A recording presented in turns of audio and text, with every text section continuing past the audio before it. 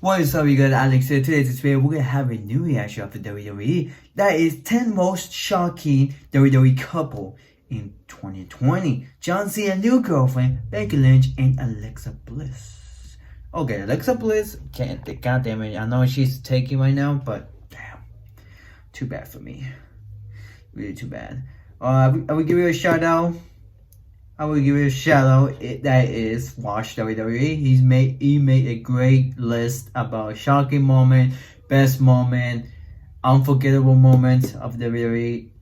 He's really good at listing. So I'm truly enjoying all his video about everything. So let's get started, shall we? And here we go, and boom. Wrestling and romance, two words that should be a lot more separated than they currently are. Did WWE really need to give us both Mike and Maria Kanellis' fiascos and the whole Rusev, Lana, Bobby, Liv cluster of a storyline in the same year? Well, thank God not all of wrestling's notable romances are flaunted off on screen and kept to the realm of kayfabe. I'm D Wicket, and here's 10 real-life WWE couples that just might shock you. Number 10, Bray Wyatt and JoJo Offerman. Someone is f***ing the Fiend. I heard the news about it. I dare to question if that mask has made a bedroom appearance, and God forbid it makes Bray as unstoppable as he was at Hell in a Cell. Bray actually came into quite a heap of controversy a few years back when his now ex-wife outed his affair with WWE ring announcer JoJo Offerman, typically known as just JoJo, or that girl so stacked in the back she literally balanced a box of Bootios in the most appropriate of places. While the situation was a tad bit messy, the air seems to have cleared, and this odd pairing now finds themselves happily married with a son just under the age of 1.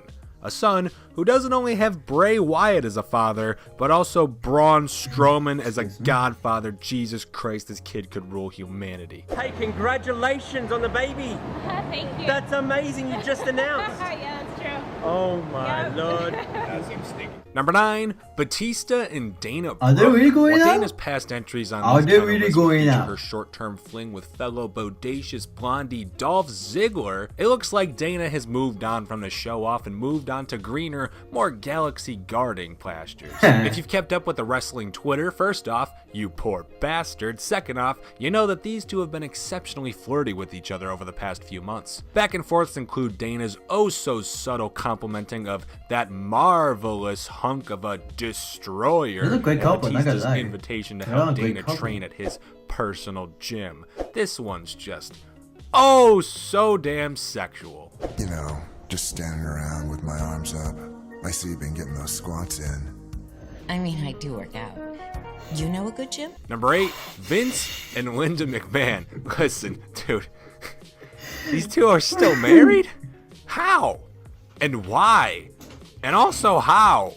Did I ask why yet? I'm sure there's like a deep connection between these two, and I truly do kid when I'm asking these questions. But no, seriously, how? Vince McMahon has involved himself in storylines with no less than a dozen female roster members, all essentially models that Vince himself hired into the company, and these are storylines involving some of the worst things an old man with power could possibly be doing. Plus, if you know just all the weird how the quirks wife of Vince McMahon behind the scenes, like doing that storyline, you know? Like you're telling me Linda's never sneezed in bed and he just, okay, get the f out. On the real, I really thought that they split up in like 2006. I'm truly baffled. I was baffled in the research of this video. Linda stuck with Vince through his beating God power trip. That is loyalty. Oh no, my God. I can't believe Mr. McMahon is groping. Number 7, Paige and Alberto Del Rio. Okay, fine, they're not dating anymore. You caught me red-handed with them in the air. But listen, there really aren't that many truly shocking couples when it comes to the wrestling business these days. At least ones you either haven't heard of or ones I can't put some kind of creative spin on. Paige and Del Rio, though, now that was a very entertaining hot mess and a half. The pairing came together almost immediately once Del Rio returned to the company in 2015, and things sure as hell escalated alright. Within just a few months, Paige had already gotten a poppy tattoo for Del Rio, followed up literally with the name Alberto just under her chest, and by October of 2016, the two were engaged. Just under a year later, and they'd be split up and moving on from each other, with Paige moving on to some rock star and Del Rio moving on to being really mad at WWE for a long time. But man, I love weird little tidbits like this, especially those tattoos. Oh, I thought he looked incredible, and then he got like a haircut, and I I was like, just oh, seen like that a scene, and I haircut, was like, Bobby. And then one night, it just like we hung out, and it just happened. I was like, oh my god. Number 6, Sarah Logan and Eric. No, not Eric Bischoff, although I'm sure that's a Vince level swear because he loved to book himself. I'm talking about Eric of the Viking Raiders, formerly known as Ro, aka the smaller one who doesn't do the world's Seems most like bullshit both of them are somersaults. like, the real life Viking fanatic like, happened to yeah, find himself same a sense fellow of lover humor. of the expedition days I can in tell, Sarah so- Logan, a talented yet Great likely couple, both of forever them. unnoticed But member of the it's- Raw Women's Division. Seriously, she's been on there for 2 years already. Did you know that? Did you even realize she's in the Women's Elimination Chamber next pissing week? Well, if any one man did, it's Eric, the man who took Sarah's hand in marriage at a literal Viking-themed wedding, and no, I am not kidding. I swear! I swear. And you are husband and wife! That's a great wedding. Number 5, Edge and Beth Phoenix. These course two they're longtime together, of course. lovebirds We make the knew it list was for gonna 2 be- reasons. One, I knew. against all odds and any possible predictions, both Beth Phoenix and Edge wrestled over the last year despite them each retiring very early on in the 2010s. Basically a decade out of action for each of them. Edge, notably with a brutal case of the neck no works no mores. Because the MRI showed that I have to retire. For a pair of wrestlers who were so adamantly out of professional wrestling, the fact that they might still each put in their dues again in this decade is baffling, yet kind of awesome for each of them. And the second reason is, dude, just watch NXT Beth. She clearly wants to bone Fandango. You better watch out, Edge. I want to thank my husband, Adam.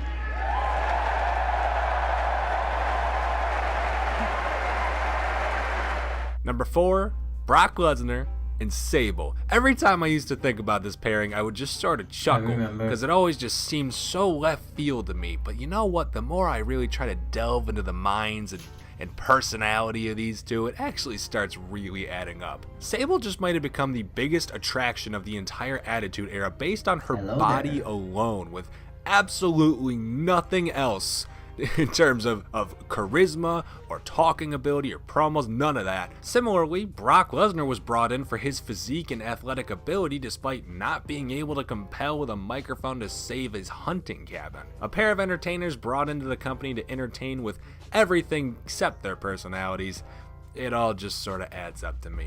I mean, Lesnar survived 60 minutes with Olympic gold medalist named Kurt Angle. Not only did Lesnar survive, he won the match and won that chip. Number 3, Jon Moxley and Renee Young. Yeah, obviously. Best okay, hit couple, me as hard these as you two. want in the Best comment section. freaking You already couple. knew this one. I The know. best. That does not stop Mox Young These from two being are the the most best fascinating couple. couple in the That industry could be today. number one Jon right Moxley there. is, as of recording this, prepping for his very likely win of the AEW World Championship at Revolution, which would actually make him a double champion across 2 of the biggest promotions in the world, seeing as he's also holding on to New Japan's United States Championship as we speak.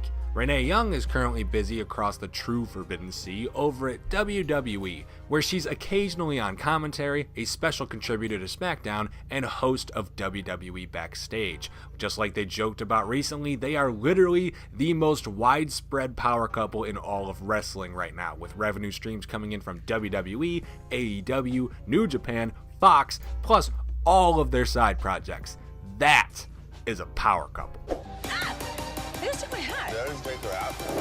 It's not that big of a deal. Really? That's what do Number you mean? 2, It's not a big deal. Andrade Come on, and Renee. Charlotte. If you needed to point out a strictly WWE All men should not be power treated couple in like the that. making, though, look no further than this entry. A pair of wrestlers with last names that don't even need saying because I'm they're surprised just these that two damn are good. Despite together. Andrade's recent Andre suspension due Cien to and missing his Charlotte. doctor I'm and so subsequently surprised. failing a wellness policy, I mean, he's been that's- having one that hell seems of a to be main a good roster couple, push not ever gonna lie. since, well, him and Charlotte started to kick things off. I'm not at all implying that he's getting pushed due to being with the double digits women's champion Flair daughter.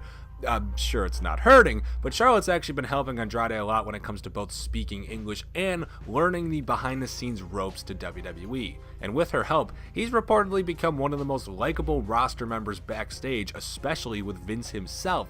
So don't be surprised if this power couple goes ahead and takes the damn company over throughout the next few years. I love seeing your guys' social media posts. You guys are so adorable. Which one? Which one post? Which one post? And number one, The Undertaker and Michelle McCool, because the thought of Spooks making lightning appear out of my hands having a real-life wife will never be normal to me. I don't care how many years I go on knowing that these two are married.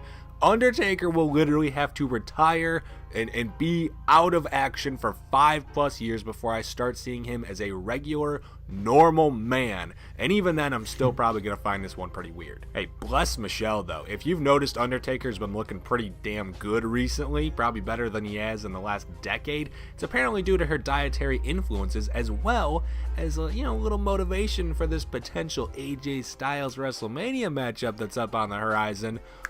Boy, I'd like to see that a couple of times, huh? That's a pretty good segue to the outro. Those are 10 of WWE's more shocking couples. What are your thoughts? Let us know in the comments down below. If you like the video, subscribe to the channel, notifications.